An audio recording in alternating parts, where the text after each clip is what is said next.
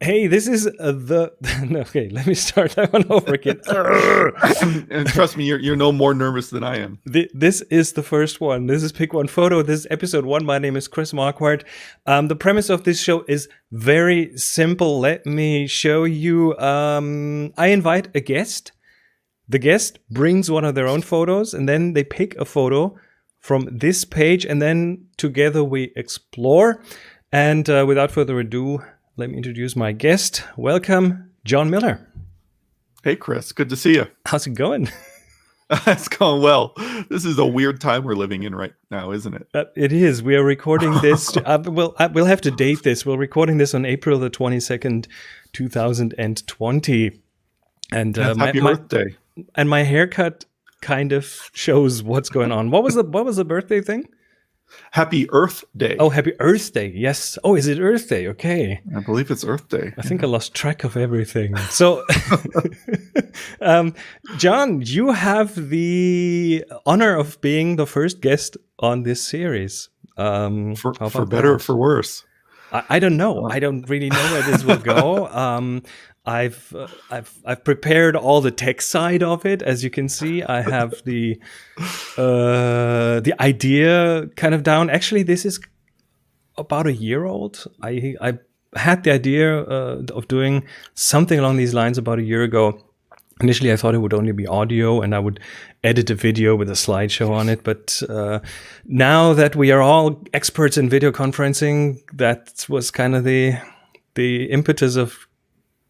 And some more time at home. That kind of kicked my butt. Yes. It was like, let me do something. And this is why we're doing this now. So, Jon, I have asked you to pick one of my photos. You've brought one of your photos. So I have a slight advantage now because I know all my photos and I know which one you picked of yours.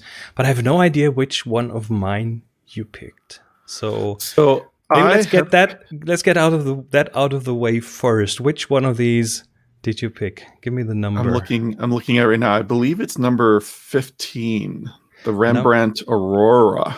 Number 15. Okay. Oh, these are weirdly numbered. So 15, the Rembrandt Aurora. Okay. Yeah, there's some nice stories behind that. And let's have a quick look at the one that you brought me. So this kind of came out of left field for me because I was like, okay, these are two-dimensional photos, but of course you had to do something else. So you sent me a two-dimensional photo, and it's this one, which, as everyone can see, is very bendy. It's bendy. Bendy, right? No straight lines. I've taken the liberty and I've tilted it sideways so it fits the screen better. That's probably a good idea. Yeah. So this is not the actual photo that you took. The one that you took, and let me just switch on to that next tab, is this one. And I'm scrolling around. I'm panning around in this 360-degree photo. So I think the way I want to do this is I want to ask you questions about your photo, and I hope you have a few questions about my photo that you chose. Sure. So let's maybe kick off with yours. It is. I have an idea where this is because you told me of that trip that you were on. Is that in Jerusalem? That is in Jerusalem, yes. Okay. Yes. And you is this the what do they call it? The cave? Not the cave. The grave. Yes, that is the Holy Tomb. That is the Holy Tomb, the burial place of Jesus. And this was a trip that I did back in 2017, and I was going to give you a completely different photo. Okay. And then you and I talked a few days ago, and you were saying, and I was a bit embarrassed because I was like, I don't really consider myself a photographer. I consider myself more of, a videographer. Yes. And you're like, it doesn't matter. So the photo that I had picked, I was like, there's not a whole lot of story behind it. but this one had a lot more story and a lot more meaning to me. That would have been one of my questions. I have a little list of questions. I'm not going to go through them one by one, but this is on the list. It's like, what made you choose that photo? Why did you switch away from another shot and went to this one? Because the original shot that I was going to do was a drone shot that I'd done that I thought was going to be impressive to your audience. Okay. And then I thought, you know, what kind of, you were talking about story, and I was just thinking about shots that I've taken in the past few years that have story to them. And then I was thinking meaning. And so I was thinking about the photos that have a lot of meaning to them. And this one particularly jumped out for a few reasons. From a technical perspective, I thought it was just an interesting photo because it was one of the first times I really leveraged a 360 camera. This is back in January of 2017, and maybe February, I forget, January, February. So very, very early in 2017. And then the meaningfulness behind it is if you can look at my face, I am out of my element here. And I thought about my conversation. I'm zooming in, yes. I thought about my travels with you, and we've been to some pretty amazing places around the world, right? Yeah. And every time I go to some of these incredible places that we've been to, I think about the way that I feel in those, and I never feel like I'm able to capture what that area feels like. Like, you might get something really pretty, you might get something, you know, really interesting, or you might be able to capture some emotion in someone else. But rarely as a photographer do you get to capture emotion in yourself. And at this particular moment in time, I was feeling something. And that is why I decided I needed to take this camera out. I needed to not just photograph where I was, but I needed to make sure I was in the photograph, because I wanted to document this for myself. So a 360-degree photo. Let's set the scene. You are in this tomb. The 360 camera. What was it technically? Is a one? No. This is a Ricoh Theta S. A Ricoh Theta S, and so an early 360 camera. Yeah, it's an early. We can see from the resolution. It doesn't have it has a horrible resolution when we look at it from a pixel. Not very light sensitive. Yeah, not light sensitive at all. So, but a lot of grain. What we're looking at with a 360 camera is this thing that you normally hold it on a kind of a selfie stick, and you would hold it in the air, and then the camera, we can see this when we look at the photo, the camera kind of crops out its own selfie stick, right? It's just like, it kind of edits itself out. You have this handle in your hand, and that's it pretty much. But for the people that are there, and there are other people in this tomb. I can see 3 other people there. I suppose they have nothing to do with you. Nothing to do with me. So I was interested in, because we always have these two sides in a photo. We have the photographer and we have the people or the stuff that's on the photograph. And with 360, you kind of, it's almost hard to avoid yourself being on there unless you put the camera on a tripod, set on a timer, and then just run away and hide somewhere. So what was that like? Because I would be very self-conscious in taking out a 360 camera, holding it up in a sacred place like this, and then taking that picture. Did you have the sound on? It normally it goes ding, makes a funny sound. Possibly, but I don't remember. I think a lot of the times I've turned that stuff off. Okay. Like when I'm recording video, I always turn the tally light off so that people don't know I'm recording. But I love 360 cameras because you and I got to know each other because of both of our podcasts.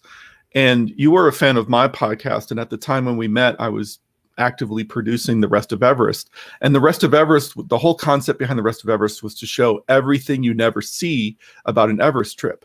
And I remember being at Everest for the first time and always being like, I want to show people what's behind the camera, because everyone, if I'm pointing the camera at Everest, everyone sees Everest, but I want to know what's behind the photographer. All right. And that's kind of always been my ethos moving forward with that particular show. I want to show all the stuff you never see. So the beauty of the 360 camera is it shows everything. There's nothing it doesn't capture, because it captures up, down, left, right, front and back. And so when I saw 360 cameras starting to be available that weren't something you really had to hack together, or it was all in one, and not just a lot of people would like create 360 panos and everything, taking a bunch of shots and stitching them together in Photoshop. I was just really enthusiastic about traveling with a 360 camera, because I knew I'd be able to capture stuff that would bring me back, but also would let people see a lot more of the scene. So here I am in this tomb, and luckily the thing is, I don't have it. I think I gave it to our friend Dawa Sherpa when I was in Nepal most recently, but that particular camera, but it's about the size of a small candy bar. And so it's a stick. It's about, let's say, about that big. And you just hold it up, you go click, and it captures everything and stitches it together. So it's actually really unobtrusive. And so that was important to me as well. I don't want, when I'm taking photographs and whatnot, I don't want to disrupt people. I want them to continue doing what they're doing. And these women here in this photo, I don't believe they even knew I had taken a photo. So it was very simple. And I'm actually holding a small gorilla pod in my hand there, because the selfie sticks and everything weren't really a thing back then for 360 cameras. That was maybe a year later that those really started coming out. And so there wasn't a whole lot I could do with this, but I found this little gorilla pod I could fit in my pocket, and I could attach it to the bottom of the camera and get my hand away from those lenses.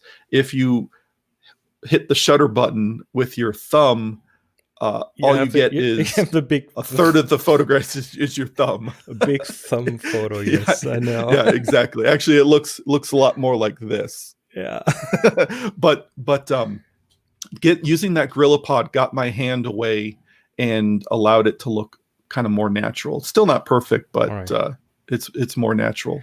I have one from my side, one last question about your photo, and that is, what on earth is in this awkwardly held plastic bag? So it's like you just came back from shopping and have your groceries in there and forgot to put them away before you. So again, the reason I picked this photo is because I was feeling something spiritually in this photograph. What I was doing with my body, I don't have a clue what I was doing, because I was in my head at this time. I felt moved, like, when I've been at the Jokong Temple in Lhasa. Right. I've been moved. I was feeling moved, like, when I'm walking in Buddha's footsteps, or moved when anywhere in Jerusalem is amazing. All these, walking on a glacier in Antarctica, all this different stuff. I was feeling that, and so I took a photo of myself feeling something, and I had no idea. I'm clutching this bag in this weird way. So ironically, what's in that bag is actually, I think it's a blouse for my wife. All right. And it also is a copy of the Quran that I had been given. I had been given while I was walking in Jerusalem on the Via Dolorosa, which is the path that Jesus took on his way to be crucified. So there was heady stuff, right?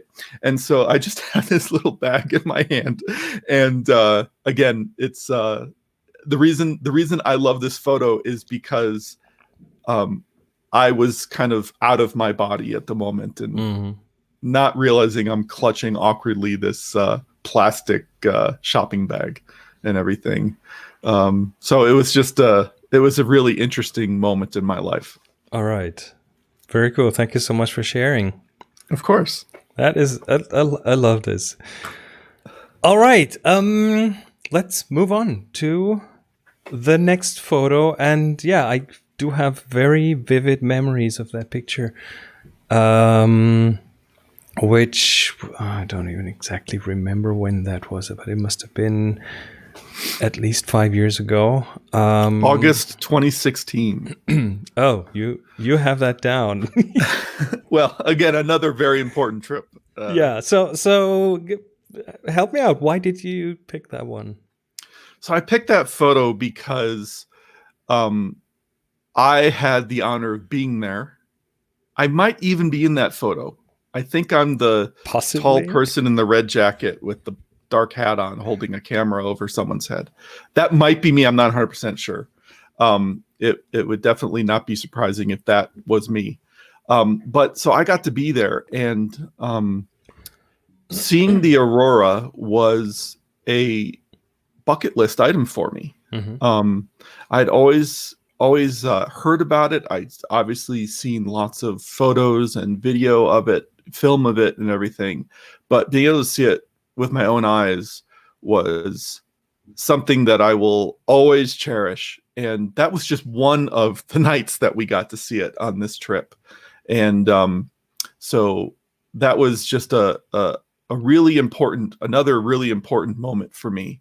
And I just loved everything about that trip.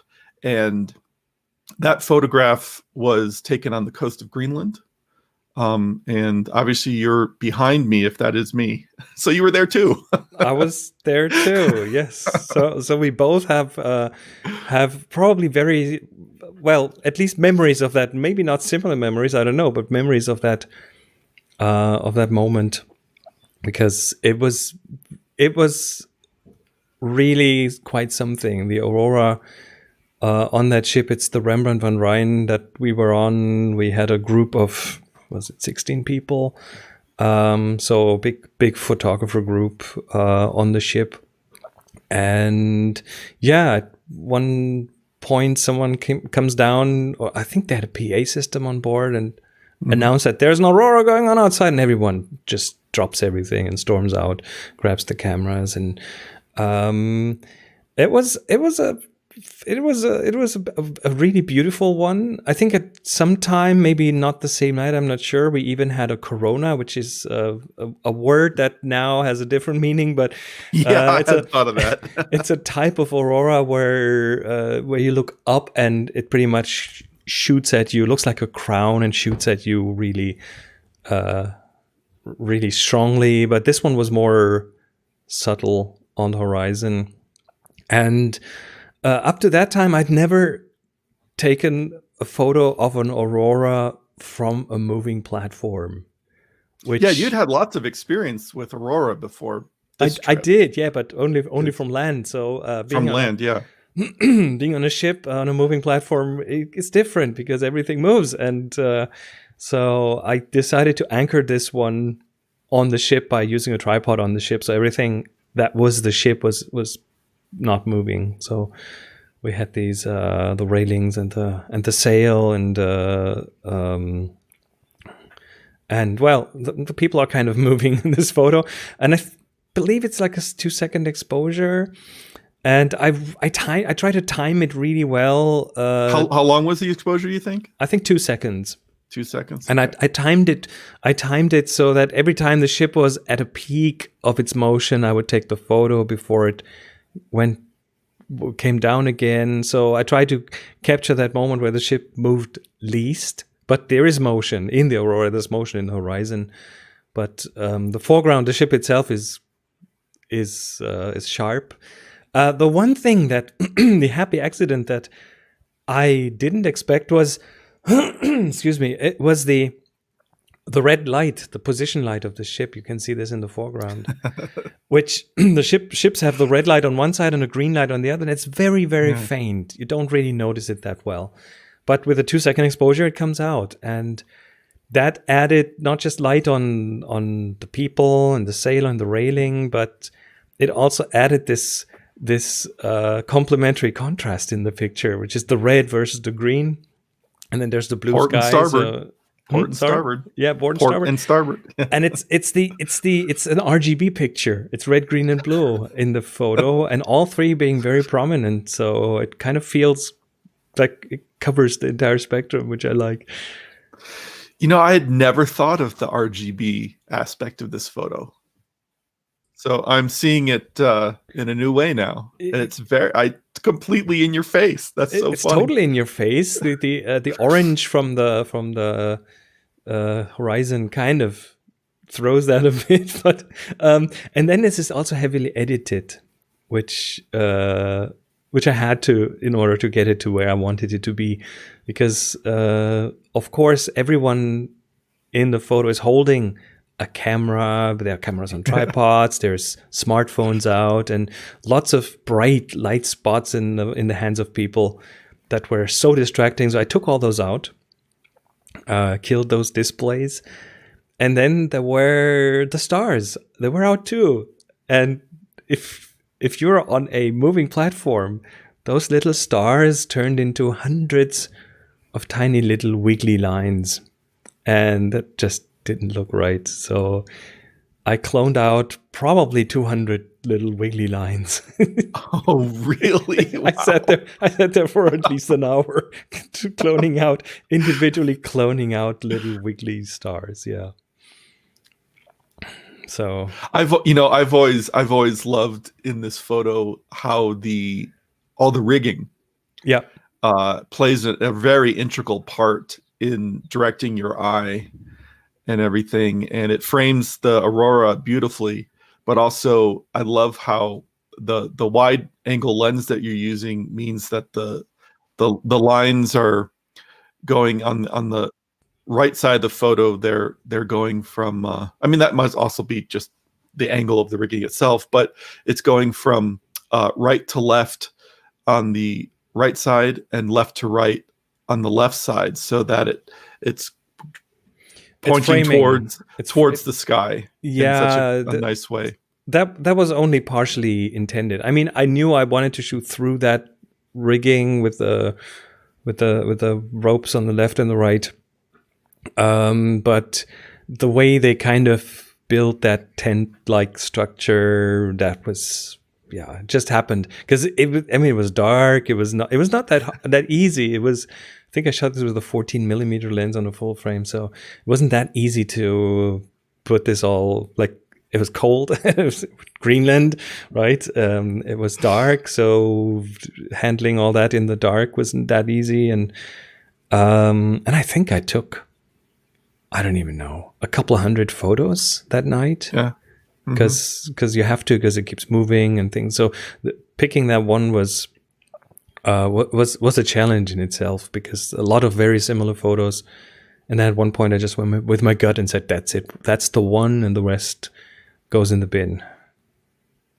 I also like how, as you were saying, all of the boat is tack sharp, but the people are blurs. Well, because they've been moving, yeah. Mm-hmm. But also, I mean, it just, to me, it's always shown the excitement and the frenzy of activity that we had, to capture this, because this was a pretty spectacular evening of aurora. Yes. And it really, I tell you, it really does not disappoint. The aurora really is, if anyone hasn't seen it and wants to and has the opportunity, it's pretty cool. And I've seen it in all sorts of shapes and forms and brightness levels and speeds, and it is every single time there's something very special, something very spectacular about it. All right, John, we've done it. First episode of Pick One Photo is in the can. Thank you so much for coming. Thanks for the invite. Oh, you're more than welcome. I couldn't have wished for anyone better for the first episode than you. I've put your Twitter and your website on the screen, the rest of Everest.com and Rest of Jon Miller. Any other place that people can learn more about you? Not really. Though I'm hoping to get a new Rest of Everest episode out during this Corona stuff. Because I went back in November, and unfortunately you weren't with me. Yeah, I missed you and Monica. Yeah. It would have been the only thing to make that trip better. But I actually filmed the entire trip in 360, and I'm really hoping to edit everything together from that trip and do like a 15-minute kind of best of in 360 that you can use with your phone or with an Oculus and stuff like that. So we'll see if I can find time. One of the let me just a sidebar here. One of the threads between these two photos is our dear friend Shaquille Tufail. Right. And he was on the Greenland trip, and he was actually with me in Jerusalem because we were there on work. Right. We worked together. He hired me to work at his company called Secure Ninja, and so we were there in Jerusalem or in Israel at a conference. We do cybersecurity stuff, and he's got to know Shaquille because he came on one of the Everest trips with us in 2010. And just hit it off. He's one of my lifelong friends, much like you. Yes. And so he was actually there on the boat, and he was there. He wasn't in the tomb with me. He was in a different part of Jerusalem at the time. But man, we are fortunate to be very busy right now at work. So if I can't get it done, I'll just blame Shaquille for keeping me too busy. Yeah, well, that's what we always do. We blame Shaquille. Just blame Shaquille. Yeah. All right. I'm fine with it. Jon, thank you so much. And thanks, I want to have you back with another photo on one of the future episodes. Right. Sounds good. I'll be there. Take care. Bye now.